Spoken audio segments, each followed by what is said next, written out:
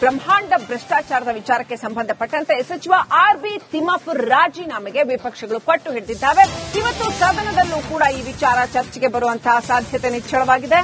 RB. Timmapur ರಾಜೀನಾಮೆ ಕೊಡಲೇಬೇಕು ಅಂತ ವಿಪಕ್ಷ ಬಿಜೆಪಿ ಹಾಗೂ ಜೆಡಿಎಸ್ ಬಿಗಿಪಟ್ಟು ಹಿಡಿಯುವಂತಹ ಸಾಧ್ಯತೆಗಳಿದೆ.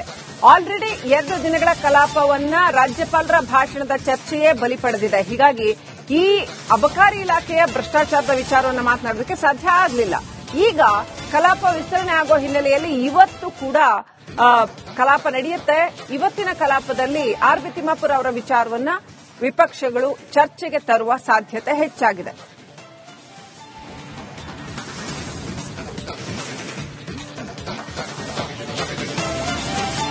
ಈ ಬಗ್ಗೆ ಇನ್ನಷ್ಟು ಅಪ್ಡೇಟ್ ಪಡ್ಕೊಳ್ಳೋಣ. ನಮ್ಮ ಪ್ರತಿನಿಧಿ ಸುರೇಶ್ ಲೈವ್ ಕನೆಕ್ಟ್ ಆಗಿದ್ದಾರೆ. ಸುರೇಶ್, ಆರ್.ಬಿ. ತಿಮ್ಮಾಪುರ್ ಅವರ ವಿಚಾರ ಇವತ್ತು ಚರ್ಚೆಗೆ ಬರುತ್ತಾ ಸದನದಲ್ಲಿ? ಯಾವ ರೀತಿಯಲ್ಲಿ ಚರ್ಚೆ ಸಾಗಬಹುದು? ಆರ್.ಬಿ. ತಿಮ್ಮಾಪುರ್ ಅವರು ಮೊನ್ನೆ ಎಲ್ಲ ನಮ್ಮ ರಿಪಬ್ಲಿಕ್ಗೆ ಮಾತನಾಡ್ತಾ ಬಹಳ ಕೂಲ್ ಆಗಿ ನಂದೇನ್ರಿ ತಪ್ಪಿದೆ, ಅದರಲ್ಲಿ ಅಧಿಕಾರಿಗಳು ತಪ್ಪು ಮಾಡಿದ್ರೆ ನಾನ್ ರಾಜೀನಾಮೆ ಕೊಡಕ್ಕಾಗತ್ತಾ ಅಂತ ಮಾತನಾಡಿದ್ರು. ವಾಲ್ಮೀಕಿ ಹಗರಣದಲ್ಲೂ ಕೂಡ ಸಾಕಷ್ಟು ಇಲಾಖೆಯ ಹಗರಣಕ್ಕೆ, ವಾಲ್ಮೀಕಿ ಕಮಿಷನ್ ಹಗರಣಕ್ಕೆ ನಾಗೇಂದ್ರ ಅವರು ರಾಜೀನಾಮೆ ಕೊಡಬೇಕಾಯ್ತು. ಸೊ ಇದರಲ್ಲೂ ಕೂಡ ಸಚಿವರ ಹೊಣೆಗಾರಿಕೆ ಅಲ್ವಾ? ಇವತ್ತು ಯಾವ ರೀತಿಯಲ್ಲಿ ಚರ್ಚೆ ಸಾಗಬಹುದು ಸುರೇಶ್?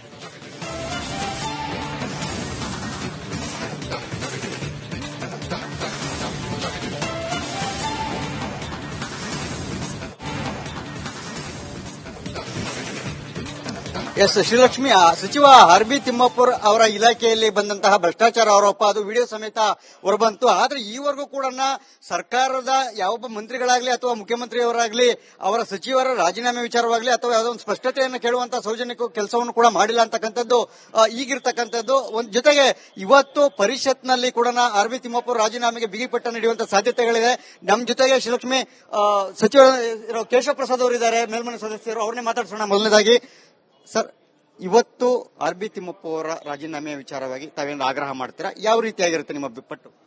ನೋಡಿ, ನಾವು ಪರಿಷತ್ತಿನ ಮೇಲ್ಮನೆಯಲ್ಲಿ ಆರ್.ಬಿ. ತಿಮ್ಮಾಪುರ್ ಅವರ ವಿರುದ್ಧ ಗುರುತರವಾದಂತಹ ಆಪಾದನೆ ಬಂದಿದೆ.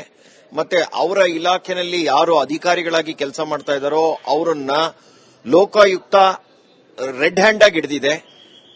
ಆ ಒಂದು ವಿಷಯವನ್ನ ಅವ್ರ ಹತ್ರ ವಿಚಾರಣೆಯನ್ನ ಮಾಡದಂತಹ ಸಂದರ್ಭದಲ್ಲಿ 1.5 ಕೋಟಿಯಿಂದ 3 ಕೋಟಿ ತನಕ ಅವರ ಹಣವನ್ನ ಕೇಳಿದ್ದಾರೆ. 25 ಲಕ್ಷ ಅವರ ಬಳಿ ಸಿಕ್ಕಿದೆ ಅನ್ನುವಂತಹ ವಿಷಯವನ್ನ ಪ್ರಸ್ತಾಪನೆ ಮಾಡಿ ಇದಕ್ಕೆ ಸರ್ಕಾರ ಉತ್ತರವನ್ನು ಕೊಡಬೇಕು, ಮುಖ್ಯಮಂತ್ರಿಗಳು ಅವರನ್ನ ರಾಜೀನಾಮೆಯನ್ನ ತಗೋಬೇಕು ಅಥವಾ ವಜಾ ಮಾಡಬೇಕು ಅನ್ನುವಂಥದ್ದು ನಮ್ಮ ಬಿಗಿಪಟ್ಟಾಗಿದೆ.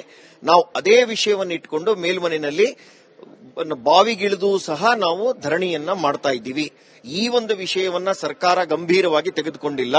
ಅವರಿಗೆ ಈ ಒಂದು ವಿಷಯದಲ್ಲಿ ಮೊದಲು ಆಪಾದನೆ ಕೇಳಿಬಂದು ಇಷ್ಟು ಬಲವಾದಂತಹ ಪುರಾವೆ ಸಿಕ್ಕಿದ ಸಂದರ್ಭದಲ್ಲಿ ಸಂಬಂಧಪಟ್ಟಂತಹ ಮಂತ್ರಿಗಳಾದಂತಹ ಆರ್.ಬಿ. ತಿಮ್ಮಾಪುರ್ ಅವರ ರಾಜೀನಾಮೆಯನ್ನ ಪಡೆದು ವಿಚಾರಣೆಯನ್ನ ಎದುರಿಸಿ ನಂತರ ಅವರು ಅದರಲ್ಲಿ ತಪ್ಪಿತಸ್ಥರಲ್ಲ ಅಂತ ಅಂದ್ರೆ ಅವರಿಗೆ ಮತ್ತೆ ಮುಖ್ಯಮಂತ್ರಿ ಪದವಿಯನ್ನ ಕೊಡ್ಲಿ, ಮಂತ್ರಿಗಳ ಪದವಿಯನ್ನ.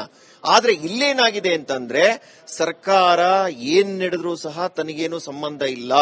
ಮತ್ತೆ ನಮ್ದೇನಿದೆ ಪ್ರಶ್ನೆ ಅಂತ ಅಂದ್ರೆ, ಹಾಗಾದ್ರೆ ಮುಖ್ಯಮಂತ್ರಿಗಳೇ ನೀವು ಈ ರೀತಿ ಭ್ರಷ್ಟ ಸಚಿವರನ್ನ ಸಾಕ್ತಾ ಇದ್ದೀರಾ, ಅಕಸ್ಮಾತ್ ನಿಮ್ಗೂ ಏನಾದ್ರೂ ಇದರಲ್ಲಿ ಆಸಕ್ತಿ ಇದೆಯಾ ಅನ್ನುವಂಥದ್ದು ನಮ್ಮ ಪ್ರಶ್ನೆ ಆಗಿದೆ. ಇದಕ್ಕಿನ್ನೂ ಉತ್ತರ ಕೊಡುವಂತ ಸ್ಥಿತಿಯಲ್ಲಿ ಸರ್ಕಾರ ಇಲ್ಲ, ಮುಖ್ಯಮಂತ್ರಿಗಳು ಇಲ್ಲ. ಸಂಬಂಧಪಟ್ಟಂತಹ ಯಾವುದೇ ರೀತಿಯಾದಂತಹ ಪ್ರಕ್ರಿಯೆಗೆ ಸರ್ಕಾರ ಹಿಂದೆಗಿತಾ ಇದೆ. ಪ್ರಸ್ತಾಪ ಮಾಡ್ತೀರಿ ಸರ್ ಇವತ್ತು? ಖಂಡಿತ. ಇವತ್ತು ನಾವು ತಿಮ್ಮಾಪುರ್ ಅವರ ರಾಜೀನಾಮೆಯನ್ನ ಕೊಡಬೇಕು ಅನ್ನುವಂಥ ವಿಷಯನ ಪ್ರಸ್ತಾಪ ಮಾಡ್ತೀವಿ, ಪಟ್ಟು ಹಿಡಿತೀವಿ. ಹಾಗೇನೆ ಶ್ರೀಲಕ್ಷ್ಮಿ, ನಮ್ಮ ಜೊತೆಗೆ ಡಿ.ಎಸ್. ಅರುಣ್ ಅವರಿದ್ದಾರೆ, ಬಿಜೆಪಿಯ ಮತ್ತೋರ್ವ ಪರಿಷತ್ ಸದಸ್ಯ, ಅವ್ರನ್ನ ಮಾತಾಡ್ಸೋಣ. ಅರುಣ್ ಸರ್, ಈಗ ಆರ್.ಬಿ. ತಿಮ್ಮಪ್ಪ ಅವರ ರಾಜೀನಾಮೆಯ ವಿಚಾರವಾಗಿ ಯಾಕೋ ಆರಂಭದಲ್ಲಿ ತೋರಿದಂತಹ ಉತ್ಸಾಹ ಈಗ ಬಿಜೆಪಿಯಲ್ಲಿ ಈಗ ಕಾಣ್ತಾ ಇಲ್ಲ ಅಂತ ಹೇಳಿ, ಆರಂಭದಲ್ಲಿ ರಾಜೀನಾಮೆ ಪಡೆದೇ ತಿರ್ತೇವೆ ಅಧಿವೇಶನ ಮುಗಿದ್ರೊಳಗಡೆ ಅಂತಕ್ಕಂಥ ಮಾತನ್ನ ಮೇಲ್ಮನೆಯಲ್ಲಿ ಹೇಳಿದ್ರು, ಕೆಳಮನೆಯಲ್ಲಿ ಹೇಳಿದ್ರು. ಇವತ್ತು ಏನಾದ್ರು ತಾವು ಏನು ಪರಿಷತ್ನ ಪ್ರಸ್ತಾಪ ಮಾಡ್ತಾ ಇದ್ದೀರಾ ಸರ್? ಮೊದಲೇ ದಿವಸ ಏನಾಯ್ತು, 22ನೇ ತಾರೀಕು ನಮ್ಮ ಸದನದ ಸದಸ್ಯರುಗಳು ಬಿ.ಕೆ. ಹರಿಪ್ರಸಾದ್, ಎಸ್. ರವಿ ಅಂತವರು ರಾಜ್ಯಪಾಲರನ್ನ ಅಡ್ಡಗಟ್ಟಿ ಕೈ ತೋರಿಸಿ ಗುಂಡಾವರ್ತನೆಯನ್ನ ಮಾಡಿದ್ರು. ಹಾಗಾಗಿ ಇಲ್ಲಿ ತನಕ ನಮ್ಮ ಸದನ ರಾಜ್ಯಪಾಲರಿಗೆ ಅಗೌರವ ತೋರಿಸಿದಂತ ಆ ಸದಸ್ಯರುಗಳನ್ನ ಅಮಾನತು ಮಾಡಬೇಕು, ಕ್ಷಮೆ ಕೇಳಬೇಕು, ಈ ರೀತಿಯಾದಂತಹ ಚರ್ಚೆಗಳು ನಡೀತಾ ಇದೆ. ಇದ್ರ ಮಧ್ಯದಲ್ಲಿ ಅವರ ಅವಾಚ್ಯ ಇಲಾಖೆಯಲ್ಲಿ ಬ್ರಹ್ಮಾಂಡ ಭ್ರಷ್ಟಾಚಾರದ ವಿಚಾರಕ್ಕೆ ಸಂಬಂಧಪಟ್ಟಂತೆ ಸಚಿವ ಆರ್ಬಿ ತಿಮ್ಮಾಪುರ್ ರಾಜೀನಾಮೆಗೆ ವಿಪಕ್ಷಗಳು ಪಟ್ಟು ಹಿಡಿದಿದ್ದಾವೆ. ಇವತ್ತು ಸದನದಲ್ಲೂ ಕೂಡ ಈ ವಿಚಾರ ಚರ್ಚೆಗೆ ಬರುವಂತಹ ಸಾಧ್ಯತೆ ನಿಚ್ಚಳವಾಗಿದೆ. ಆರ್ಬಿ ತಿಮ್ಮಾಪುರ್ ರಾಜೀನಾಮೆ ಕೊಡಲೇಬೇಕು ಅಂತ ವಿಪಕ್ಷ ಬಿಜೆಪಿ ಹಾಗೂ ಜೆಡಿಎಸ್ ಬಿಗಿಪಟ್ಟು ಹಿಡಿಯುವಂತಹ ಸಾಧ್ಯತೆಗಳಿದೆ. ಆಲ್ರೆಡಿ 2 ದಿನಗಳ ಕಲಾಪವನ್ನ ರಾಜ್ಯಪಾಲರ ಭಾಷಣದ ಚರ್ಚೆಯೇ ಬಲಿ ಪಡೆದಿದೆ. ಹೀಗಾಗಿ ಈ ಅಬಕಾರಿ ಇಲಾಖೆಯ ಭ್ರಷ್ಟಾಚಾರದ ವಿಚಾರವನ್ನು ಮಾತನಾಡೋದಕ್ಕೆ ಸಾಧ್ಯ ಆಗಲಿಲ್ಲ. ಈಗ ಕಲಾಪ ವಿಸ್ತರಣೆ ಆಗೋ ಹಿನ್ನೆಲೆಯಲ್ಲಿ ಇವತ್ತು ಕೂಡ ಕಲಾಪ ನಡೆಯುತ್ತೆ. ಇವತ್ತಿನ ಕಲಾಪದಲ್ಲಿ ಆರ್ಬಿ ತಿಮ್ಮಾಪುರ್ ಅವರ ವಿಚಾರವನ್ನ ವಿಪಕ್ಷಗಳು ಚರ್ಚೆಗೆ ತರುವ ಸಾಧ್ಯತೆ ಹೆಚ್ಚಾಗಿದೆ.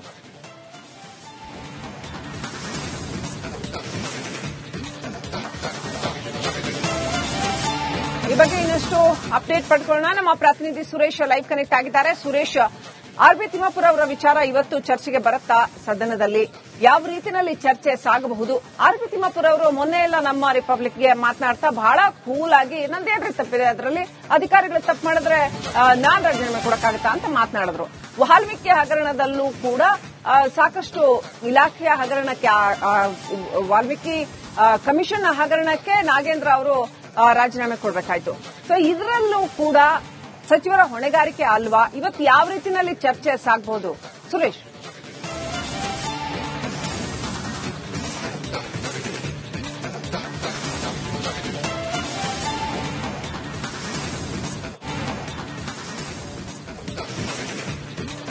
ಎಸ್ ಶ್ರೀಲಕ್ಷ್ಮಿ, ಸಚಿವ ಆರ್ಬಿ ತಿಮ್ಮಾಪುರ್ ಅವರ ಇಲಾಖೆಯಲ್ಲಿ ಬಂದಂತಹ ಭ್ರಷ್ಟಾಚಾರ ಆರೋಪ ಅದು ವಿಡಿಯೋ ಸಮೇತ ಹೊರಬಂತು. ಆದ್ರೆ ಈವರೆಗೂ ಕೂಡ ಸರ್ಕಾರದ ಯಾವೊಬ್ಬ ಮಂತ್ರಿಗಳಾಗ್ಲಿ ಅಥವಾ ಮುಖ್ಯಮಂತ್ರಿಯವರಾಗ್ಲಿ ಅವರ ಸಚಿವರ ರಾಜೀನಾಮೆ ವಿಚಾರವಾಗ್ಲಿ ಅಥವಾ ಯಾವುದೋ ಒಂದು ಸ್ಪಷ್ಟತೆಯನ್ನು ಕೇಳುವಂತಹ ಸೌಜನ್ಯ ಕೆಲಸವನ್ನು ಕೂಡ ಮಾಡಿಲ್ಲ ಅಂತಕ್ಕಂಥದ್ದು ಈಗಿರ್ತಕ್ಕಂಥದ್ದು.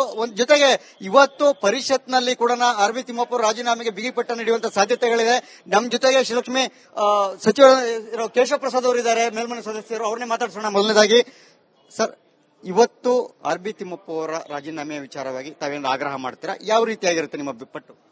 ನೋಡಿ, ನಾವು ಪರಿಷತ್ತಿನ ಮೇಲ್ಮನೆಯಲ್ಲಿ ಆರ್ಬಿ ತಿಮ್ಮಾಪುರ್ ಅವರ ವಿರುದ್ಧ ಗುರುತರವಾದಂತಹ ಆಪಾದನೆ ಬಂದಿದೆ. ಮತ್ತೆ ಅವರ ಇಲಾಖೆಯಲ್ಲಿ ಯಾರು ಅಧಿಕಾರಿಗಳಾಗಿ ಕೆಲಸ ಮಾಡ್ತಾ ಇದ್ದಾರೋ ಅವರನ್ನ ಲೋಕಾಯುಕ್ತ ರೆಡ್ ಹ್ಯಾಂಡ್ ಆಗಿ ಹಿಡಿದಿದೆ. ಆ ಒಂದು ವಿಷಯವನ್ನ ಅವ್ರ ಹತ್ರ ವಿಚಾರಣೆಯನ್ನ ಮಾಡದಂತಹ ಸಂದರ್ಭದಲ್ಲಿ 1.5 ಕೋಟಿಯಿಂದ 3 ಕೋಟಿ ತನಕ ಅವರ ಹಣವನ್ನ ಕೇಳಿದ್ದಾರೆ. 25 ಲಕ್ಷ ಅವರ ಬಳಿ ಸಿಕ್ಕಿದೆ ಅನ್ನುವಂತಹ ವಿಷಯವನ್ನ ಪ್ರಸ್ತಾಪನೆ ಮಾಡಿ ಇದಕ್ಕೆ ಸರ್ಕಾರ ಉತ್ತರವನ್ನು ಕೊಡಬೇಕು, ಮುಖ್ಯಮಂತ್ರಿಗಳು ಅವರನ್ನ ರಾಜೀನಾಮೆಯನ್ನ ತಗೋಬೇಕು ಅಥವಾ ವಜಾ ಮಾಡಬೇಕು ಅನ್ನುವಂಥದ್ದು ನಮ್ಮ ಬಿಗಿಪಟ್ಟಾಗಿದೆ. ನಾವು ಅದೇ ವಿಷಯವನ್ನು ಇಟ್ಕೊಂಡು ಮೇಲ್ಮನೆಯಲ್ಲಿ ಬಾವಿಗಿಳಿದು ಸಹ ನಾವು ಧರಣಿಯನ್ನ ಮಾಡ್ತಾ ಇದ್ದೀವಿ. ಈ ಒಂದು ವಿಷಯವನ್ನ ಸರ್ಕಾರ ಗಂಭೀರವಾಗಿ ತೆಗೆದುಕೊಂಡಿಲ್ಲ. ಅವರಿಗೆ ಈ ಒಂದು ವಿಷಯದಲ್ಲಿ ಮೊದಲು ಆಪಾದನೆ ಕೇಳಿಬಂದು ಇಷ್ಟು ಬಲವಾದಂತಹ ಪುರಾವೆ ಸಿಕ್ಕಿದ ಸಂದರ್ಭದಲ್ಲಿ ಸಂಬಂಧಪಟ್ಟಂತಹ ಮಂತ್ರಿಗಳಾದಂತಹ ಆರ್ಬಿ ತಿಮ್ಮಾಪುರ್ ಅವರ ರಾಜೀನಾಮೆಯನ್ನ ಪಡೆದು ವಿಚಾರಣೆಯನ್ನ ಎದುರಿಸಿ ನಂತರ ಅವರು ಅದರಲ್ಲಿ ತಪ್ಪಿತಸ್ಥರಲ್ಲ ಅಂತ ಅಂದ್ರೆ ಅವರಿಗೆ ಮತ್ತೆ ಮುಖ್ಯಮಂತ್ರಿ ಪದವಿಯನ್ನ ಕೊಡ್ಲಿ, ಮಂತ್ರಿಗಳ ಪದವಿಯನ್ನ. ಆದ್ರೆ ಇಲ್ಲೇನಾಗಿದೆ ಅಂತಂದ್ರೆ ಸರ್ಕಾರ ಏನ್ ನಡೆದ್ರೂ ಸಹ ತನಗೇನು ಸಂಬಂಧ ಇಲ್ಲ. ಮತ್ತೆ ನಮ್ದೇನಿದೆ ಪ್ರಶ್ನೆ ಅಂತ ಅಂದ್ರೆ, ಹಾಗಾದ್ರೆ ಮುಖ್ಯಮಂತ್ರಿಗಳೇ ನೀವು ಈ ರೀತಿ ಭ್ರಷ್ಟ ಸಚಿವರನ್ನ ಸಾಕ್ತಾ ಇದ್ದೀರಾ, ಅಕಸ್ಮಾತ್ ನಿಮ್ಗೂ ಏನಾದ್ರೂ ಇದರಲ್ಲಿ ಆಸಕ್ತಿ ಇದೆಯಾ ಅನ್ನುವಂಥದ್ದು ನಮ್ಮ ಪ್ರಶ್ನೆ ಆಗಿದೆ. ಇದಕ್ಕೆ ಇನ್ನೂ ಉತ್ತರ ಕೊಡುವಂತ ಸ್ಥಿತಿಯಲ್ಲಿ ಸರ್ಕಾರ ಇಲ್ಲ, ಮುಖ್ಯಮಂತ್ರಿಗಳು ಇಲ್ಲ. ಸಂಬಂಧಪಟ್ಟಂತಹ ಯಾವುದೇ ರೀತಿಯಾದಂತಹ ಪ್ರಕ್ರಿಯೆಗೆ ಸರ್ಕಾರ ಹಿಂದೆಗಿತಾ ಇದೆ. ಪ್ರಸ್ತಾಪ ಮಾಡ್ತೀರಿ ಸರ್ ಇವತ್ತು? ಖಂಡಿತ. ಇವತ್ತು ನಾವು ತಿಮ್ಮಾಪುರ ಅವರ ರಾಜೀನಾಮೆಯನ್ನ ಕೊಡಬೇಕು ಅನ್ನುವಂತ ವಿಷಯನ ಪ್ರಸ್ತಾಪ ಮಾಡ್ತೀವಿ, ಪಟ್ಟು ಹಿಡಿತೀವಿ. ಹಾಗೇನೆ ಶ್ರೀಲಕ್ಷ್ಮಿ, ನಮ್ಮ ಜೊತೆಗೆ DS ಅರುಣ್ ಅವರಿದ್ದಾರೆ.